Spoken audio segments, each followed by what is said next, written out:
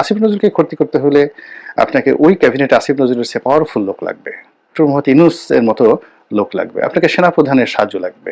এই মুহূর্তে এই দুজন ছাড়া সেনাপ্রধান এবং আসিফ নজরুল সাহেব মানে ডক্টর মোহাম্মদ ইউনূস ছাড়া আসিফ নজরুলকে কিছুই করতে পারবেন না কেউ। এটা থেকে আমরা সারা দিন কাঁপতে কাঁপতে যদি চোখের পানি ফেলে ফেলি, গড়াগড়ি করে যদি আমরা নিজেদের গায়ের চামড়া খুলে ফেলি, তবু আসিফ নজরুলের কিছুই হবে না।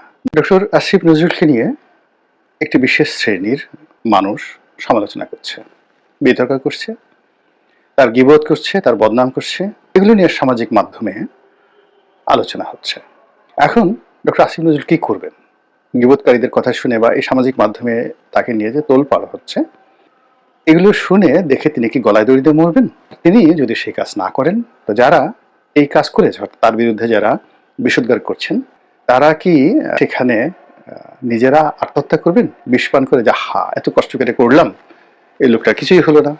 আমাদের সমাজে দেখবেন মশা, মাছি, কীট পতঙ্গ, তাদের কাজই হলো মন্দ জিনিসের উপরে পড়া, মন্দ জিনিস দেখা, মন্দ জিনিস শোনা। ভালো ভালো প্রাণী যেমন প্রজাপতি, কোনো অবস্থাতে আপনি তাকে ফুলের বাইরে নিতে পারবেন, ও ফুলই দেখবে। ডক্টর আসিফ নজরুলকে নিয়ে যা কিছু হচ্ছে, আলাপ আলোচনা হচ্ছে, আমি নিজের ব্যক্তিগতভাবে হালকাভাবে আমি তার পক্ষে যে সকল কথাবার্তা অনেকে বলছেন, সাংবাদিকরা, গুণীজনরা, আমি সেই কথাগুলো শুনেই আমি কথা বলছি। কিন্তু তাকে নিয়ে যে সকল ভিডিও তৈরি করা হয়েছে, বদনাম করা হয়েছে, বিশ্বাস করেন আমি এই ধরনের ভিডিও দেখিই নেই, কেবল শিরোনামও দেখিনি এবং আমি দেখবো না। ডক্টর আসিফ নজরুলের যারা পর্যায়ে না, তারাও কিন্তু এইভাবে খুঁজতে থাকে আসিফ নজরুলের কি কি আছে। আর আসিফ নজরুলের যারা আপনজন আছেন, আপনজন না, আসিফ নজরুলের সাথে পরিচয় নেই কিন্তু চিন্তা চেতনায় আসিফ নজরুলের সমপর্যায়ের লোক, আসিফ নজরুল সম্পর্কে যা কিছু এই ভিডিও টিডিও যা কিছু যে যারা করেছে, তাদের চেহারাও তারা চিনে না। এই ভিডিও কেউ দেখেনি, যারাই দেখেছে এরা সবাই দুর্বল চিত্তের এবং আসিফ নজরুলের পর্যায়ের লোক না। আসিফ নজরুলের সাথে এক টেবিলে বসে খাবে না, এক টেবিলে বসে আলাপ আলোচনা করবে না, কেউ দেখেনি। আসিফ নজরুলের যারা আপনজন পর্যায়ের লোক, তারা এই জিনিসটা দেখেইনি, শুনেছে, শুনে তারপরে এইভাবে তাকে ইন্সপায়ার করার চেষ্টা করেছে বা তাকে বলার চেষ্টা করেছে, কিন্তু কেউ দেখেনি।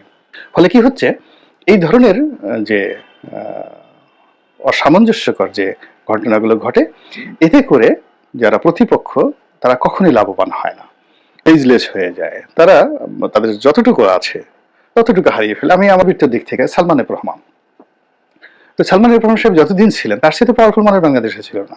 তো তার মতো লোকের সঙ্গে ফাইট করে তার অফিসের সামনে দিয়ে রাত্রি 9টা 10টা 11টার সময় সেই ধানমন্ডি 2 নম্বর রোডের সামনে দিয়ে একা একা গিয়েছি, একবার দুইবার নয়, শত শতবার।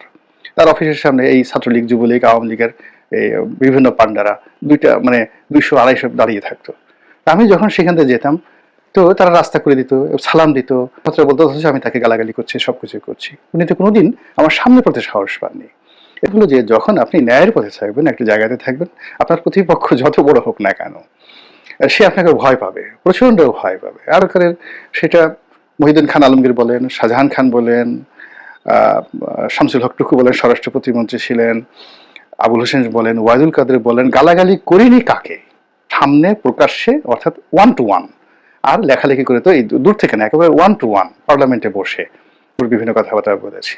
এইগুলো কি করেন, এগুলো কি করেন, কই ও তো কখনোই সামনে দাঁড়াতে সাহস পায়নি। তো আসিফ নজরুলের যদি এইরকম সততা থাকে, ন্যায় নিষ্ঠতা থাকে, এবং তার তাকে কেউ কিন্তু একটা পশম স্পর্শ করতে পারবে না। 2 নম্বর হলো যে আমি 2009 সনের আগে আমার ভিতরে যে সাহস আছে এটা আমি জানতাম না, কিন্তু যখন মানুষ আমাকে আক্রমণ করা শুরু করলো, সেই আক্রমণগুলো প্রতিহত করতে করতে আমার বুদ্ধি দরজা খুলে গেল, আমি শিখলাম। এবং একটা সময় আমার কাছে মনে হলো যে না, তো আমাকে যারা আক্রমণ করছে তারা খুবই দুর্বল প্রকৃতির মানুষ, খুবই দুর্বল প্রকৃতির মানুষ।